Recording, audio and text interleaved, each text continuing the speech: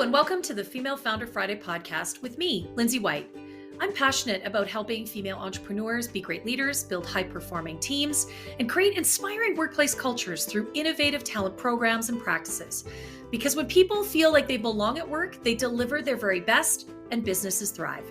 The Female Founder Friday podcast is all about connecting with the most incredible female entrepreneurs to talk about their journey to creating their own business, the mistakes they've made along the way, and how they view their own leadership. And I'm challenging all of my guests this season to take my leadership style quiz. And during each episode, we'll be digging into their leadership style and how it impacts the way they lead in their life and their business. And if you're interested in learning more about your leadership style and want some of my top tips to help you lead more effectively, you can take the quiz right now. Just check out the show notes or head over to highvoltageleadership.ca and click on the button at the top of the page that says Take the Quiz. Then you can share your results, connect with my guests, and join the conversation on Instagram by following me at High Volt Leadership. I've got a really great guest for you today on the podcast, Miss Khadirah Mohammed, and she's the CEO of Omnipotent Consulting. And she started as an entrepreneur at the tender age of 18 with the idea of retiring her parents. She wanted to support them in their retirement the way they had supported her whole life. And during that process, she really fell in love with systems and automations. And now what she does is help coaches and consultants like me really leverage those systems and automations so we can get back that valuable time in our lives. And we have such a wonderful conversation. I'm excited to share it with you today. Hey, welcome, Khadirah, to the Female Founder Friday podcast.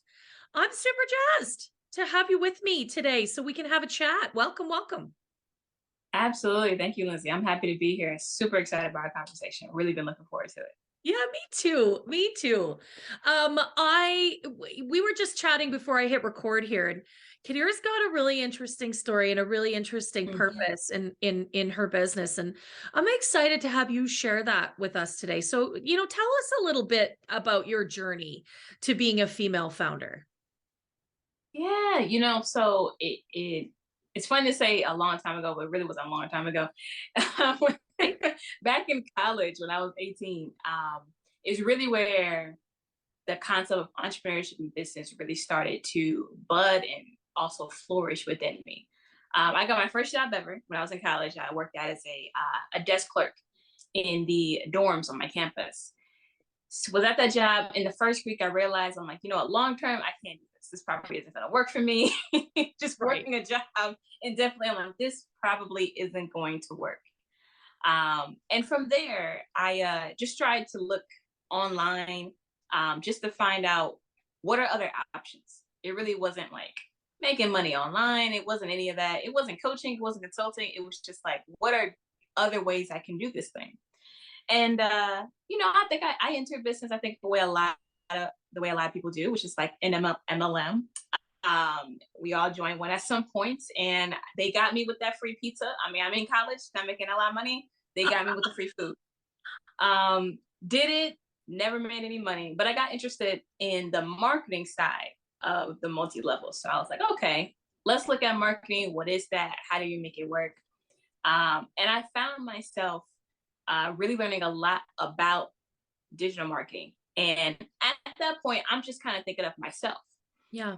Fast forward a few years, I'm still interested in marketing. I'm even taking online classes, even on top of my other college classes, on top of my 2 jobs at the time. Wow. Just trying to figure out what is this thing and how can I do it? And then at some point, I'm about 20 years old. I wake up and I'm like, I started paying attention to the people working at like my local Burger King, at the local pizza shops, at my local Walmart, at my Tim Hortons, just all these places. And I realized a lot of them were workers who were in their 50s, 60s, and 70s, which I thought was really, really weird because my college is a college town, which means it's filled with people who are like 20 years old. But why is everybody in their 60s and why are they working? Yeah. I'm thinking about my grandparents who are all retired. And so I'm like, how come they aren't retired? It's just for fun. Like, I don't know. I do my own research and I realize most people can't really retire anymore. Right. And it's like, at that time, nobody was talking about it. And I'm like, how is nobody talking about it? And I'm looking at my own parents who at that time are in their just entering their 50s. Right. And I'm an only child. Yeah. Sometimes you can pass on the care of your parents to one sibling. It happens a lot, right? And it kind of all can fall onto one, maybe two siblings. I'm an only child. That's not an option for me. And my parents are amazing. Best childhood a child could ever ask for. There would be nothing that I would ever change. They're amazing people. Wow. Been married for almost 3 decades now, and just beautiful. And I love them very dearly. So I say, you know what? I'm going to retire my parents. I love that. Don't ask me at 20 years old how that was going to happen, but I knew it was going to happen. And so from there on, I stopped learning about not just marketing, but business, not just for me at this point, but now it's for my parents. And that became my driving mission ever since then. Yeah. I started consulting and coaching people on advertising because that's what I learned. I took other jobs on advertising because I really, really wanted to learn this thing, and just learn everything about marketing. And throughout that process, I went from just digital marketing and advertising to really looking at the software, technology, automation sides of things. Because now my clients who I'm getting in college, I realized they don't have just an issue in marketing. They had a big issue with the technology sides of things. And I was doing that for them. Yeah. I'm helping them get clients, but then they're like, well, I don't have enough time to do follow up. I don't have enough time to call these people back. I don't have enough time to book them on my calendar. And I'm like, what's going on? I didn't meet all these people. There's something missing. What's happening? What's going on? And throughout my own research with my clients, and then just looking at articles, looking at groups, seeing if other people have this problem, people really had this issue. And I didn't say this in the beginning, but I went to school to be a web developer. Yeah. And I taught myself how to code. So all things technology and software is very, I love that. It's very easy. Yeah, it's super easy for me to pick it up. It's like second nature at this point. Wow. And I really fell in love with that side, setting up the tech. Yeah. Just taking it off their hands, because the relief, I'm sure you get it with your clients, Lindsay, when you're able to help them break through to the next level. And it's in an area where they're like, I don't really want to touch this. Yeah. I just want it to be done. Yeah. That's how my clients start to look at me. They're like, you're like a little tech god or something. And I don't want to have to touch anything related to that. And they could just give it to me. And I've been doing that ever since. I've just been implementing for my clients, and we take it a step further. Instead of just the technology, I realized a lot of businesses were missing the foundation structure, like real, true structure, system, writing stuff down, writing things down and creating a process that makes it so their business doesn't become overwhelming anymore. Totally. That's been my passion. Yeah, I totally get it. Just without the technology piece, right? But yes, 100%. It's just different, but it's the same idea. So you're totally resonating with me. I love it. Yeah, I mean it's so, I know you know this, but it's so beautiful when I can take a client's business and they've been dreading it. Like they're making, early six figures. They want to grow. And really, they want to spend time with their families. It becomes a little bit less about just the money. Yeah. And they're like, I miss my daughter's recital. I miss my son's game. Yeah. I haven't had a date night with my husband, in I don't know how long. I can't really think of it. I couldn't tell you a day if I tried. Yeah. And taking them from not having any time for the business that they created, to now having both the business and they have their personal life back has been, it's been beautiful to watch unfold. Yeah. I mean, if I had to say what gives me like the highest sense of joy and accomplishment, that's it right there. I love that. I really love that. And I deeply appreciate that. Because in order for a business to really thrive, you have to have, the processes have to work. The Yep. workflows gotta flow. And Yeah. then, and I would add to that, you have to have the right people doing the right things to really accentuate that flow, right? Like when you have those Oh, two absolutely. working together, like I really love that because I think that's two sides of the same coin. And so I deeply, deeply appreciate that. And I would like, thank you for sharing that really powerful story. And I really want to honor and celebrate that a lot of what has driven you to the success that you've had is your deep love and care for your parents. I Uh, really like that's beautiful, my friend. yeah, 100%. I mean, it all really stems from them, Yeah. and they're not entrepreneurs themselves, but they always gave me the idea that I could pretty much do anything. And Yeah. it's just like figure out what's the thing that you want to do, and at this point, I'm kind of like, why not versus why, Yeah. you know. So it's they're amazing people. I love them so much. Yeah, well, I can tell. I mean, that just sings through in everything you've just told us about you. And I think that's so powerful. They offered you a wonderful childhood, sent you to college, and now you are repaying that hard work. I mean, let's be honest, being a parent isn't easy. Nope. And honoring everything they gave you. I just, yeah, I think that's really beautiful. Yeah. Yeah. And Yeah. you gave a really good just what you said on how you look at the people side of things, and I'm looking at the system side, and they really are two sides of the same coin, because there's no way Yeah. what anything that I do cannot be maintained without people. For real. As seriously, like as much as I love tech, I love automation. I love it. That's what I do every day. You're not going to be able to have a growing and a sustainable business without people. No, no, It it's doesn't work. true. Like it's you got to have the right people and the right processes and the right programs that Yep. then really create the workplace where people do meaningful work. Because Mm-hmm. it's kind of when they do the shit jobs that people are disengaged and disconnected. Like Yeah. I firmly believe that every one of us wants to do great work. Like we want to do meaningful work. We want to do work we believe has purpose. And so Mm-hmm. what we can do that and we can get the right people doing that. They can add incredible value. And Mm-hmm. you add in like put together those beautiful processes and some automations that make a lot of sense. Like Yeah. that's really where the magic happens in a business. 100%. I love it.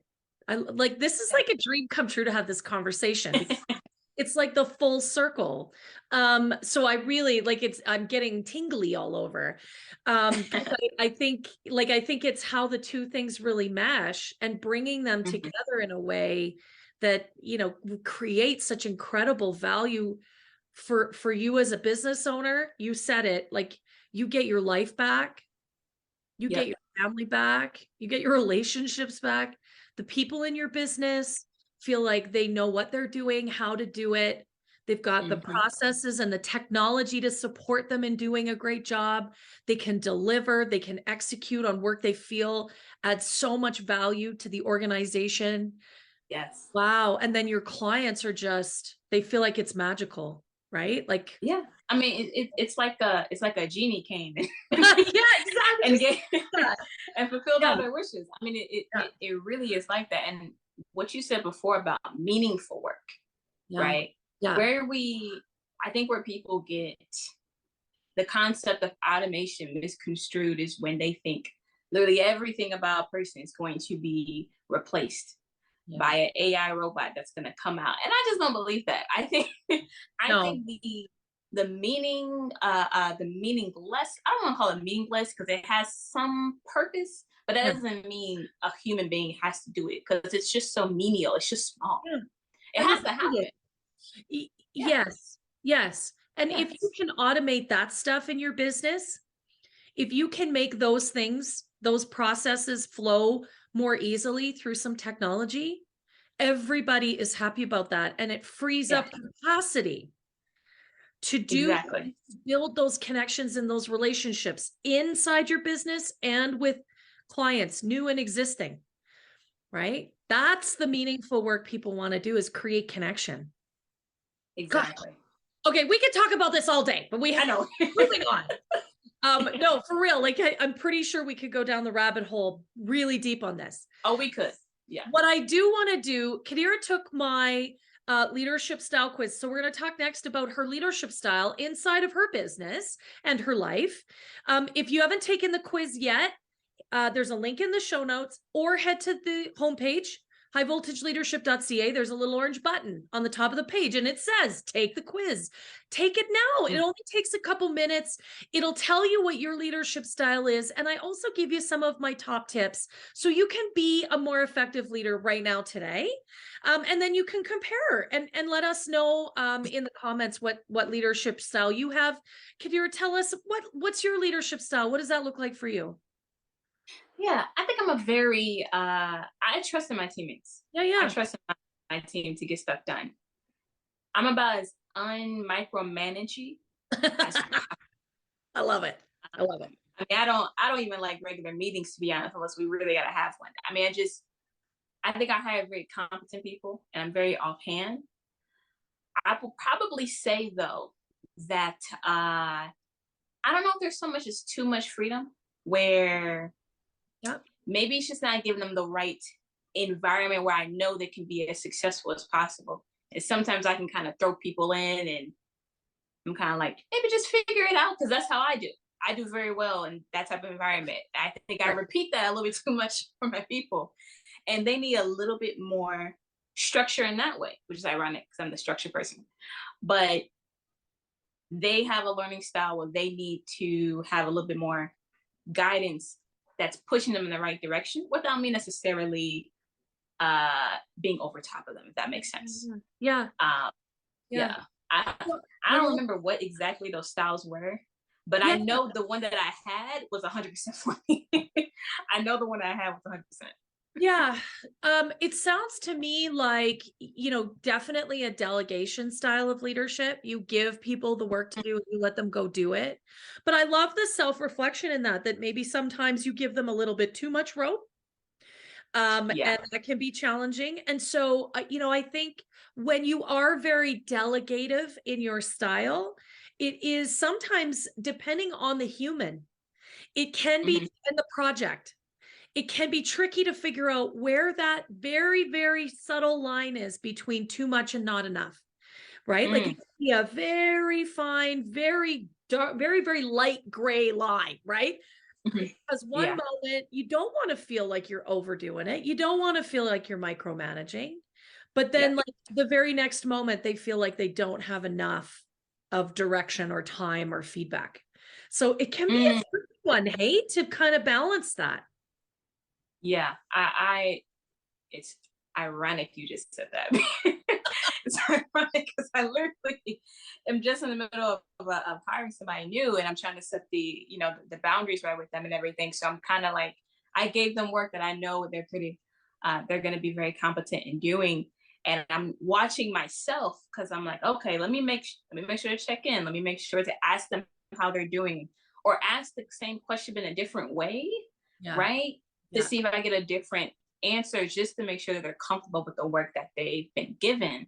And it's also been presented in an environment that they feel like they can be successful in.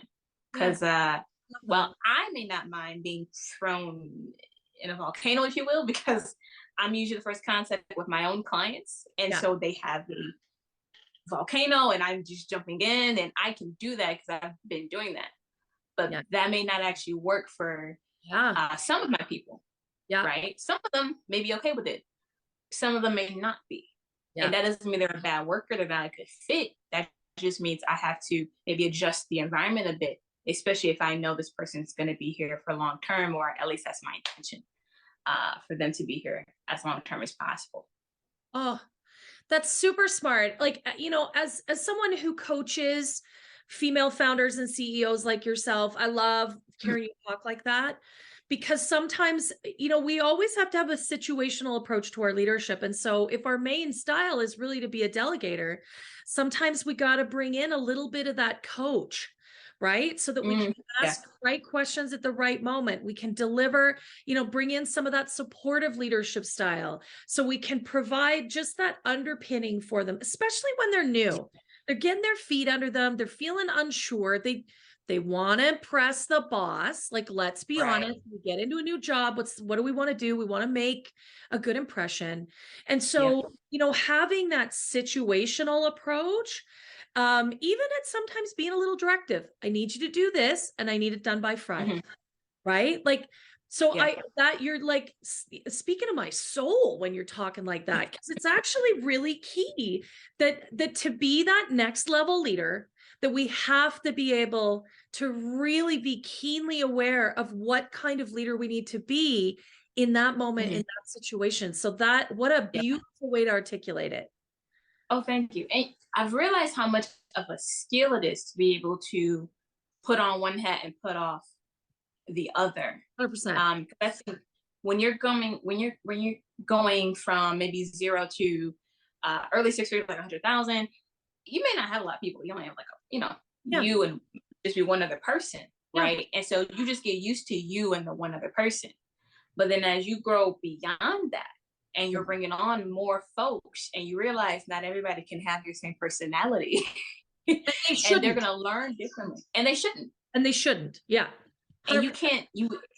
And that's also a reality that I had to get used to, where the people I hire actually should not be just like me. In fact, oh my God, they should be different. Some of them should actually be the opposite at a certain point. Bingo. And that was like this is kind of supposed to happen. Yes. Like I'm talking to other, entrepreneurs, people, business owners who I know have hired, who have had larger teams than I do. And I say, hey, I'm looking at this person and I'm working with them, and I realize their personality is just so different from mine. Like, it's not bad. Nothing is bad, but it's so different. Yeah. And I'm like, I don't know if they're going to be a good fit here.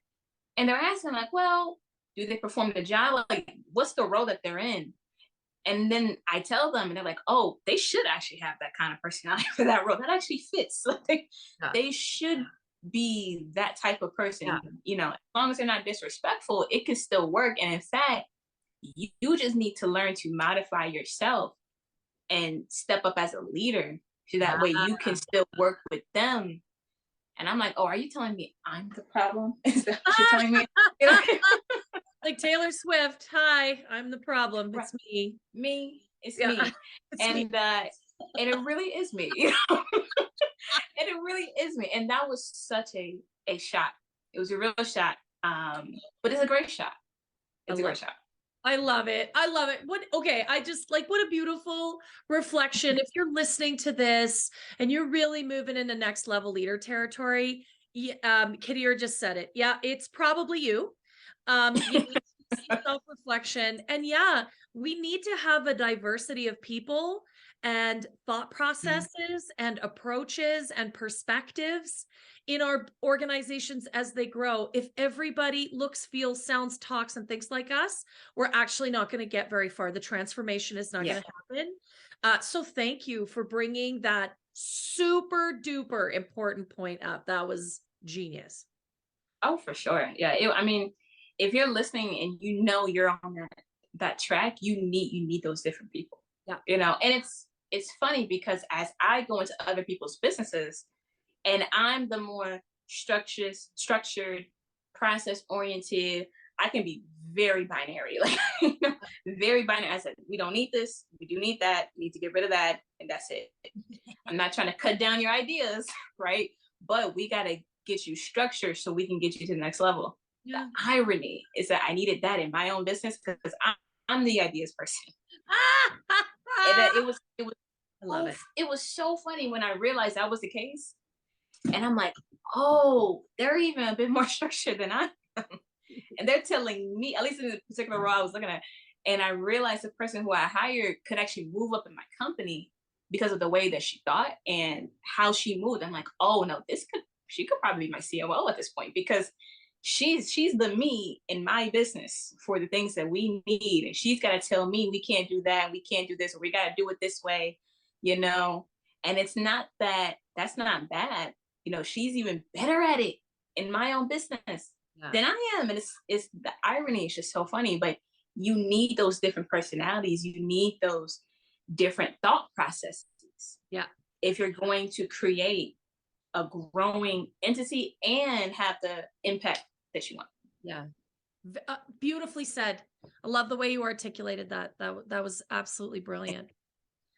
I want to ask you next about, you know, where you've made mistakes or missteps in your business, right? Yeah. And then, like, what did you learn from those things? Yeah. I will tell you my biggest mistake was actually back in 2021. Yeah, 2021. And it's when I tried to flip what I was doing entirely on its head. Mm. And what I ultimately did is I didn't lean into my strength. Mm. And I thought I needed to pivot entirely differently. And I spent a lot of money on it. And it was just not at all. I thought we would offer a totally different product. I went after a totally different type of client base. You ever get to the point where you almost want to burn your business because you just get kind of tired of it at some point? I think we all do. And I reached that point in 2021 and I'm like, we're just going to do something totally different. Yeah.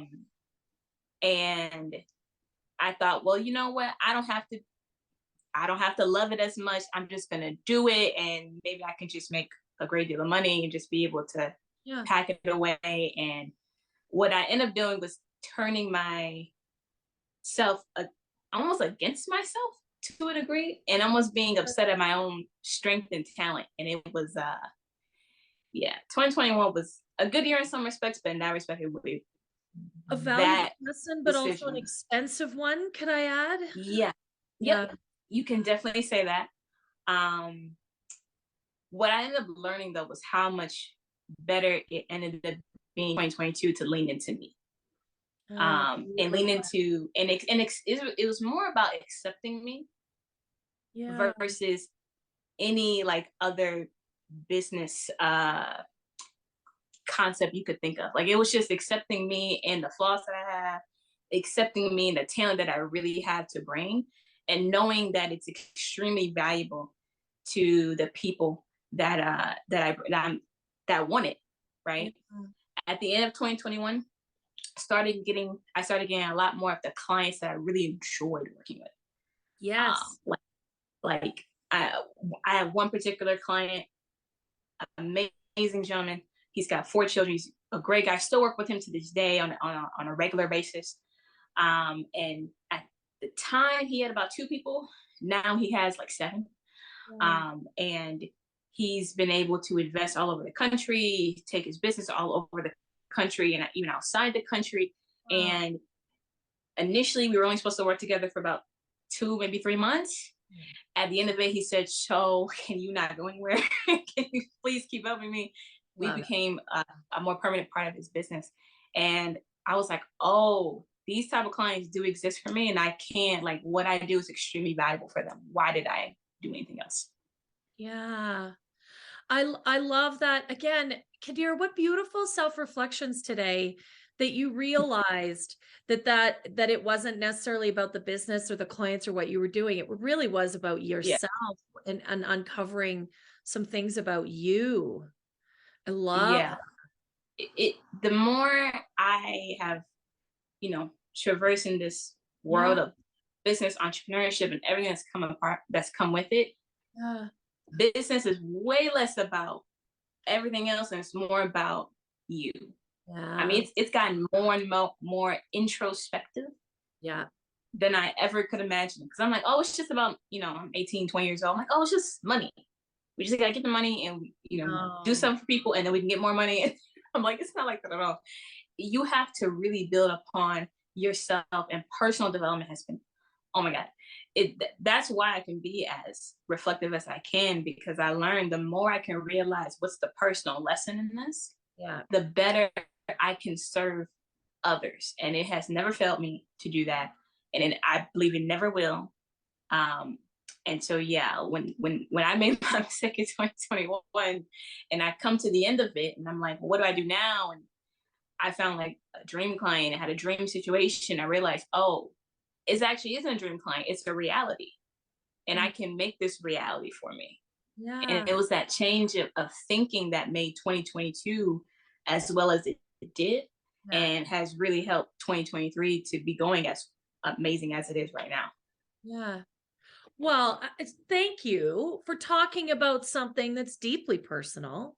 Again, my guests show up on this show and talk about things that I know that they don't talk about with many other people or in many other places. Like there's not many contexts. So I really appreciate you sharing that. And I also want to say that you're not alone, because I work with, female entrepreneurs all the time that are so close to doing exactly that. Well, this isn't the business I want to do anymore. And we start the coaching relationship and we start to uncover, like, what is it that you really loved about this? How do your values really reflect in the organization that you've created, the business the work that you do? And it's, oh, wait a minute. Actually, I do really love this stuff. It's all the other crap that gets in the way and is a distraction when you get right down to it. Or it's, you know what, this never really satisfied me and I really do need to do but for a lot of women, we rediscover why we do what we do and how it gives us great joy and fulfillment to do this work, and to working with the right client doesn't feel like work. It feels like fun. So I love that. Yeah. It feels like fun. It feels like joy. It feels like life, to be honest with you. It's very life-giving when you can do what you love and you do it for the people. Yeah. And you're able to help them. And we're, at the end of the day, we're in this life to serve others. Yeah. Right. Yeah. And in serving others, we serve ourselves. So finding what you love to do and how you like to show up, how you like to serve other people, and then finding the right people who deserve your service, because they're going to be able to take it and be able to use it. Is to me, it's the equation that makes this all. Oh, I really, really appreciate the way you frame that. That's just beautifully done. Thank you so much. So many beautiful things shared. And I hope, if you're listening, there's so much to take away from this conversation today. Khadirah, it's been an absolute pleasure to have this conversation with you this afternoon. Thank you so much for coming on the show. Thank you, Lindsay. This has been amazing. You have a beautiful platform. Like, if you're listening, you haven't subscribed, make sure you subscribe, because thank you. These questions, I mean, nobody's asked me. I don't think I've been on a lot of interviews. Nobody's asked me about even my biggest failure, or what I consider to be the failure, ironically enough. Like, you would think more people would have asked, but it gets real personal. So I guess that's why they don't. So I like that question, because I may have only mentioned that situation to like my closest circle. Yeah, right. I really don't think I've ever shared that in a more public environment. So what you're doing here is beautiful, and the focus on the stories of the founders and how they got there, right? And what made them do what they do. It's beautiful. I love it. Oh, thank you. Thank you for saying that. I get so much pleasure out of having these conversations. I learn something every time. And the connection to me is so valuable. So thank you for saying that. I'm really grateful.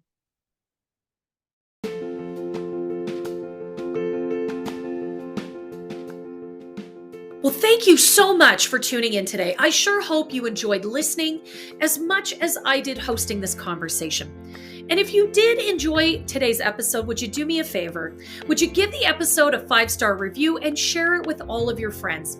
I would really appreciate that. I've got a goal to impact 1,000 female founders, and with your help, we can really amplify this message. Thanks again for being a part of the show, and don't forget to connect with me and all of my guests on Instagram at High Volt Leadership. We'll see you next Friday.